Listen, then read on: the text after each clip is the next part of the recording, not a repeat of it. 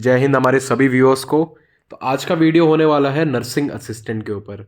तो जो बच्चे नहीं जानते हैं नर्सिंग असिस्टेंट क्या होता है, मैं उन्हें बता दूं कि जैसे कि हमने अपनी पहले की वीडियोज़ में बताया कि एक इंडियन आर्मी की जो टुकड़ी होती है वो सेल्फ रिलायंट होती है। मतलब उसमें वो खाना भी खुद बनाते हैं, वो सफाई भी खुद करते हैं, वो लोग अपने बाल भी खुद काटते हैं, लड़ाई भी खुद ही लड़ते हैं। तो उसी तरीके से भाई जब सोल्जर्स कहीं पे डिप्लॉय होते हैं तो उनकी तबीयत भी तो ख़राब होगी, ऑब्वियसली मशीन तो नहीं है। तो उन सोल्जर्स का ख्याल रखता है नर्सिंग असिस्टेंट। ऐसे ही सभी फैक्ट्स जानने के लिए इस वीडियो को आप एंड तक देखें और बाकी सभी वीडियोस को भी आप हमारी लाइक करें, कमेंट करें, चैनल को सब्सक्राइब ज़रूर करें सो दैट आप अग्निवीर भर्ती से रिलेटेड सभी अपडेट से जुड़े रहें। और अगर आपको अग्निवीर बनना है तो आपको पता है आपको कहाँ आना है। आपको आना है agniveeronline.com। यहाँ आपकी हेल्प के लिए मिलेंगे आपको e books, books, model papers जैसे कई सारे रिसोर्सेज जो कि आपको अग्निवीर बनने में डेफिनेटली हेल्प करने वाले हैं। तो चलिए शुरू करते हैं आज का वीडियो। सबसे पहले कि होता क्या है नर्सिंग असिस्टेंट, ठीक है। तो जैसे मैंने आपको बताया नर्सिंग असिस्टेंट असिस्ट करता है डॉक्टर को हेल्थ केयर स्टाफ की तरह, ठीक है। और होता वो एक आर्मी पर्सनल है। देखो यहाँ पे देखो, आपको सिंपल भाषा में मैं समझाता हूँ। एक सोल्जर जो कि जिसको कि डॉक्टर के काम आते हैं उसे नर्सिंग असिस्टेंट कहा जाता है। उसकी रिस्पॉन्सिबिलिटीज़ क्या होती हैं, उसकी ड्यूटीज़ क्या होती हैं। उसकी ड्यूटी होती है मेडिकल इक्विपमेंट जो होते हैं यूनिट में उसको मेंटेन रखना, ठीक है। इमरजेंसी में हेल्प करना और मेडिकल रिकॉर्ड बना के रखना पूरे ट्रूप्स का, ठीक है। और ये जो नर्सिंग असिस्टेंट्स होते हैं मेजरली काम करते हैं मिलिट्री हॉस्पिटल्स में। Medical units, mobile medical units होती है जैसे एम्बुलेंस होती है आर्मी की, उनमें काम करते हैं। Training institutes and polyclinics, MI rooms होते हैं आर्मीज बेसिस में, तो वहाँ ये लोग काम करते हैं। बट ऐसा होता है जैसे यूनिट जब आगे फॉरवर्ड पोस्ट पे जाती है लड़ाई में, तो इन लोगों को भी साथ में भेजा जाता है कि भाई किसी को चोट लग गया, किसी की तबीयत खराब हो गई, तो आप लोग वहाँ पे हेल्प करने वाले हो।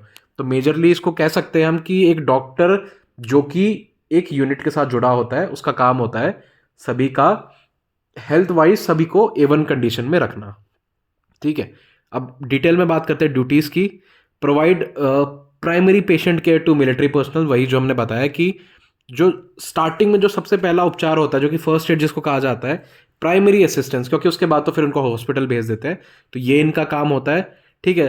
डे टू डे एक्टिविटीज़ में असिस्ट करना, कहीं जैसे किसी को चोट लग जाती है छोटी मोटी, कोई डिहाइड्रेट हो जाता है, ठीक है।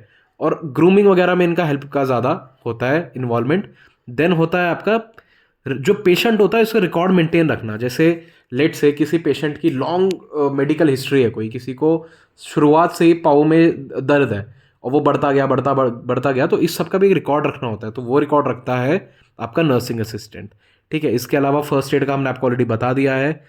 कॉम्बैट टाइम पे जब लड़ाई लग रही होती है तो इनको भी आगे डिप्लॉय करा जाता है बेसिस में, ताकि ये लोग वहाँ पे सोल्जर्स जिनको भी चोट लगती है उनको ये लोग असिस्ट कर सकते हैं, ठीक है। इसके अलावा जो इक्विपमेंट होते हैं, मेडिकल इक्विपमेंट्स होते हैं छोटे मोटे, उनको भी इनको ध्यान रखना होता है उन सभी इक्विपमेंट्स का, सो दैट वो कंटिन्यूटी में रहे, वो ख़राब ना हो, ठीक है। और मेडिकल रिकॉर्ड्स ऑलरेडी हमने आपको बता दिया है।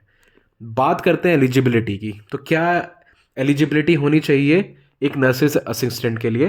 तो सबसे पहला आपका 12वीं पास होना ज़रूरी है, ठीक है। वो भी साइंस के साथ, जिसमें कि आपके biology, chemistry, physics and English होना ज़रूरी है। एग्रीगेट होना चाहिए आपका टोटल मिला के 50%, राइट, एंड 40% आपका हर सब्जेक्ट्स में होना चाहिए, ठीक है। ऐसा नहीं कि 33% आप लोग ला के पास हो रहे हैं, नहीं।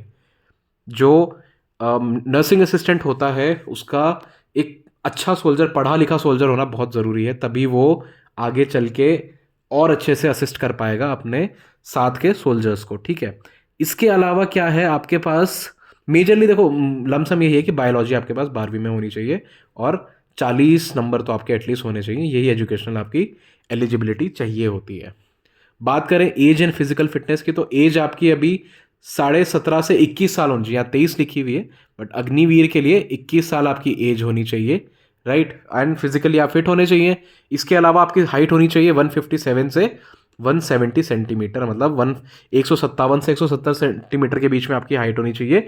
और वो डिपेंड भी करता है आप किस स्टेट से आ रहे हो। अगर आप हिली रीजन से आ रहे हो तो आपको थोड़ा कंसेशन मिल सकता है, और अगर आप नीचे कहीं से साउथ सदर्न एरिया से या सेंट्रल इंडिया से आ रहे हो तो आपको ये शायद ना मिले।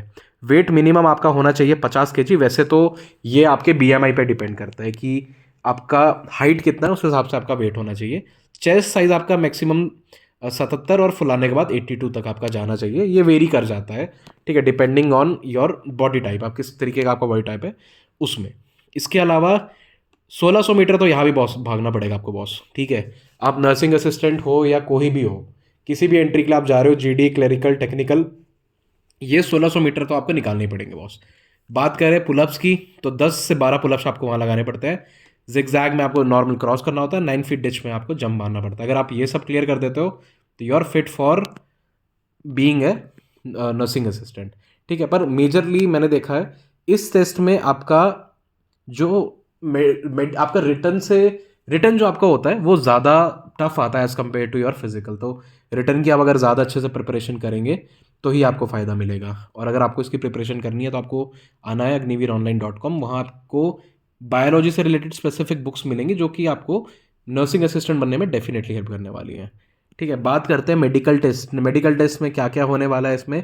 मेडिकल टेस्ट में आपका आईज़ का एग्जामिनेशन होगा, जिसमें कि अनकरेक्टेड विजन आपका 6/12 होना चाहिए एंड करेक्टेड विजन होना चाहिए आपका 6/6 and maximum 6/9 vision weak eye वालों के लिए होगा।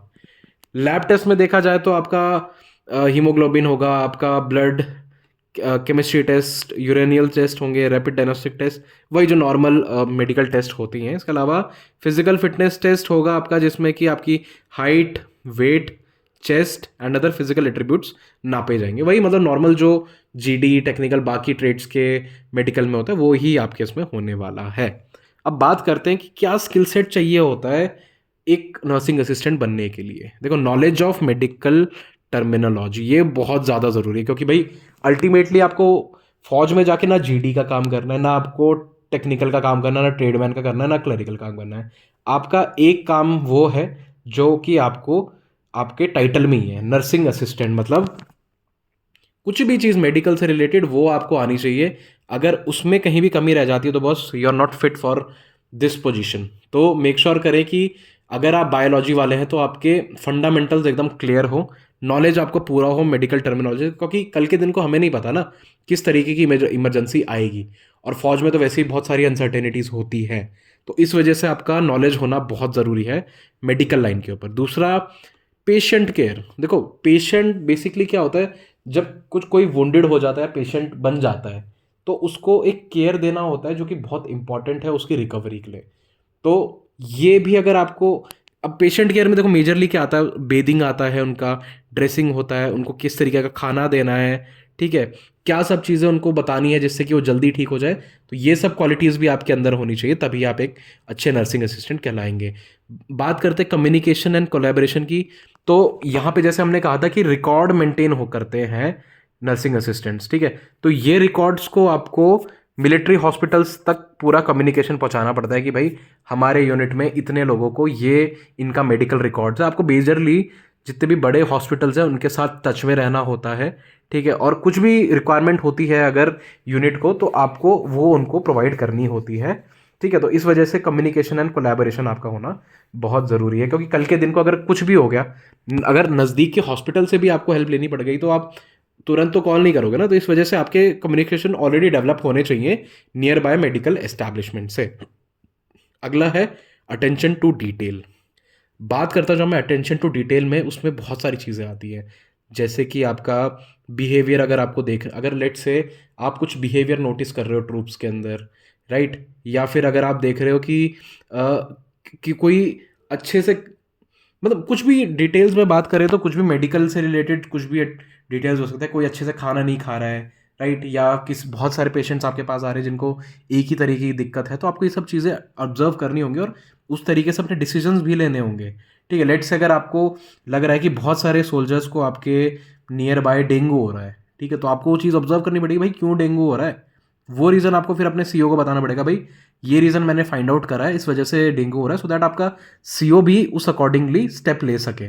तो अटेंशन टू डिटेल भी बहुत इंपॉर्टेंट एस्पेक्ट है। Last but not the least है आपका एम्पथी, ठीक है। एम्पथी मतलब आपको आपके ऊपर आपके सोल्जर्स का ट्रस्ट होना चाहिए। मतलब ये तभी होगा जब आपका काम अच्छा होगा, राइट। आपका काम अच्छा तभी होगा जब आप किसी को भी अच्छे से टाइमली रिकवर कर पाओगे। अगर आप ये करने में सक्षम हो तो बॉस डेफिनेटली आप सभी का भरोसा जीत सकते हो। ठीक, अब बात करते हैं कि अल्टीमेट जो बात है कि क्या अग्निवीर नर्सिंग असिस्टेंट बन सकते हैं, तो मैं बता दूं, हाँ बिल्कुल बन सकते हैं। लास्ट ईयर ही इंडियन आर्मी ने अग्निवीर सोल्जर्स के लिए भर्ती निकाली थी। आई गेस जुलाई के मंथ में ये आई थी। ठीक है, जिसमें कि सोल्जर टेक्निकल एनए करके ये वैकेंसी आई थी, जिसमें कि दो वैकेंसीज थी। ठीक है, टेक्निकल नर्सिंग असिस्टेंट और वेटनरी असिस्टेंट का। देखो, मैंने आपको बताया था कि जो इंडियन आर्मी है वो अपने आप में सेल्फ रिलायंट है। अगर इंडियन आर्मी के पास सोल्जर्स हैं तो उनको ठीक करने का बंदा भी होगा। अगर इंडियन आर्मी के पास गधे घोड़े या गाय हैं अपनी, तो उनको ठीक करने के लिए भी एक बंदा होगा। तो इसीलिए वेटनरी साइंस के बंदे को भी यहाँ पे अपॉइंट किया गया था कि अगर आप वेटनरी साइंस से रिलेटेड आपने कुछ कोर्स करे हुए हैं तो आप यहाँ आ सकते हो। आप डेफिनेटली इंडियन आर्मी में आपका वेलकम है।